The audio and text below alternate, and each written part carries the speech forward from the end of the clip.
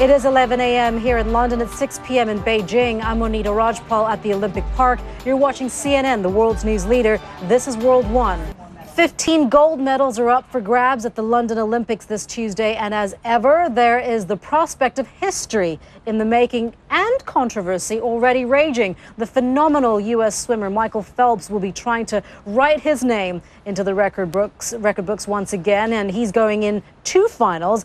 If he can win a medal in both events, he'll become the most successful Olympian ever. Ripples from the extraordinary swim by China's Jul31 will still haven't died down, and Ye has been forced to deny using performance-enhancing drugs in her record-breaking performance on Saturday. Amanda Davis joins us now for a look at the medal count and this lot of action so far. Yeah, there are stories everywhere you look around us behind in the Olympic Park. They're just coming left, right and centre, all the action going on. And after day 3 of full competition at the 30th Olympiad, it's China and the US leading the medal count. They've got 17 each, but China winning the gold rush with 9 medals compared to 5 by the US. To the swimming, and Chinese gold medalist Ye Shiwen is in contention for another medal on Tuesday. But before she goes in the women's 200 metres individual medley, there's controversy surrounding her amazing swim in the 400.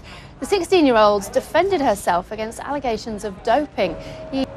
Monita, it's about 8:45 tonight that Ye comes out for the 200 metres individual medley, and what an incredible amount of pressure on her. She's only 16 as well, heading into the pool and having to answer all these questions. And of course, a lot of media coverage on the story. Want to see, Amanda, thank you very much. Amanda, we want to see what the newspapers are saying about all of this. And the Independent's headline is, "Oh, ye of little faith, was China's teens golden swim too good to be Another true?" Story we are following here. Of course, we'll bring you more from the Olympic Park a little bit later on, but we want to bring you up to date another story that we're following here on World One, and that's a massive power breakdown that has hit India for a second day running, leaving hundreds of millions of people across the country without power. It was unclear why the grid collapsed again, but reports said some states may have been using more power than authorized. Malika Kapoor joins us now live from Mumbai. Malika, what's happened?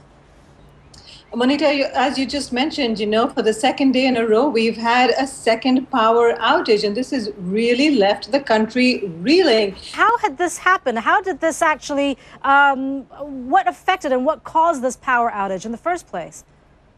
Well, the power minister, he's being very careful at the moment not to come up with a specific reason. And the fact that almost half the population of the country, almost like 600 million people, could be affected is no small matter there. And of course, Malika, you'll keep us up to date on the developments there. Malika Kapoor there in Mumbai, thank you so much.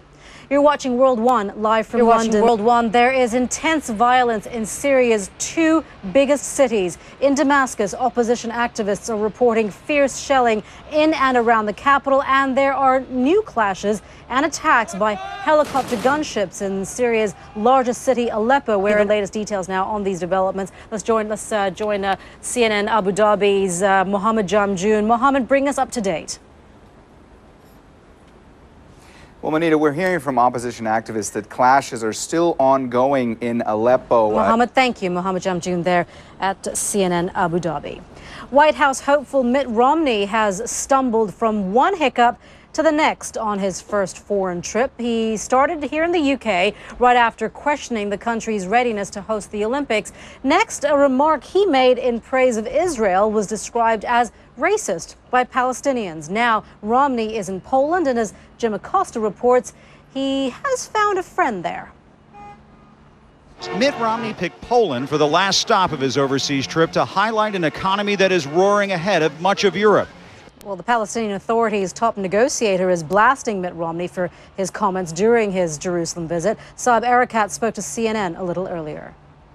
Mr. Romney speaks of double GDP in Israel more than the Palestinian and That was Chief Palestinian negotiator Saeb Erekat speaking to CNN earlier, and we should remind you that Mitt Romney is expected to hold give a speech, I should say, in Poland, and we'll bring that to you when that happens. You're watching World One live from London. Great story there. Well, sporting rules regarding hijabs, the headscarves worn by Muslim women, have been a point of controversy in these London Olympics. A woman from Jordan's boxing team has quit the competition because that sport doesn't allow women to fight wearing the religious garment. But a Saudi judo competitor has just been told by the International Olympic Committee that she will be allowed to compete with her headscarf on. Nick Robertson brings us the latest on this ruling. It looks like this potential public relations disaster for Saudi Arabia. His top and envoy to London has resigned, saying he's no longer willing to represent the Assad regime. It's only the latest in a series of Syrian government defections, providing opposition leaders with encouragement. The opposition is also getting good news from the conflict zone. As Ivan Watson reports, Syrian rebels are celebrating the latest developments north of Aleppo. Uganda's president has made a plea to his people to do all they can to stop the deadly Ebola virus from spreading. 14 people have died this month, and health authorities have come under fire for not identifying the disease sooner. David McKenzie has been following the story. He joins us now live from Nairobi. David, bring us up to date on what's the latest there. Well, Monita, the latest is quite disturbing. 4 more cases have been recognized. Now, those are suspected cases. All right, David, thank you. David McKenzie there reporting to us live from Nairobi. Where Mitt Romney is making his last foreign policy address of his overseas trip. Let's take a listen. For me to meet with President Komorowski, Prime Minister Tusk, Foreign Minister Sikorsky. It is critical to stand by those who have stood by America. With those words, the presumed Republican presidential nominee Mitt Romney makes a speech there gives a speech in Warsaw, Poland. It is his last stop in a 3-nation tour of his first foreign trip as the candidate, the presumed Republican candidate for the presidential elections there. He was earlier in London, where he had made what some have been describing as a gaffe by potentially criticizing or questioning whether or not the organizers would be prepared for this, prepared enough for the London Olympics. And then he was just in Jerusalem, where he stepped on some diplomatic toes, some would say, where he said that Jerusalem should be the capital city for Israel. Of course, Jerusalem has not been recognized as a capital city by an international community, certainly not by the Palestinians. So some would say that was yet another diplomatic gaffe that Mitt Romney has made. Yet again, he's addressing there, having not a press conference, but a speech that he's giving, saying again that it's critical to stand by those who have stood by America. Of course, we'll bring you the highlights of that throughout the day here on CNN. For now, we're taking a short break. We'll be right back. Welcome back. 15 more medal events are being contested this Tuesday at the Olympics. But some news from social media is also making headlines this hour. We'll just bring in Amanda Davis with more details on that.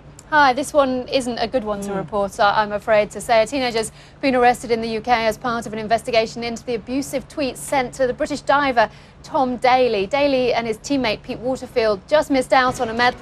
Blimey. Yeah. Deep breath. Can I hand back to you now? Yeah. Lots going on. Great job. Thank you for that, Amanda. Appreciate it. Well, of course, the other thing that we've been talking about, and we always talk about constantly here, is the weather. We want to see what's in store for us for day 4 of the games and get more details on this power cut as well in India. Let's go to our my good friend, meteorologist Jenny Harrison at the World Weather Center with all of that. Hey, Jen. Hey, Monita. I can see the cloud is actually increasing behind you and Amanda there. I'm sure the temperature's not great either, because there is, of course, some rain on the way. Yes, you knew it was going to happen today. You can see all this cloud streaming in from the west. There's some pretty heavy rain on its way. All right, Jen, thank you very much for that. And as for the rain here, yeah, we got caught out in that earlier on this morning, but it seems to be warming up a little bit, so it's not so bad. We'll keep our fingers crossed for that. Jen, thank you very much. You're watching World 1 live from the Olympic Park. I'm Monita Rajpal. Thank you for joining us. The headlines are next here on CNN.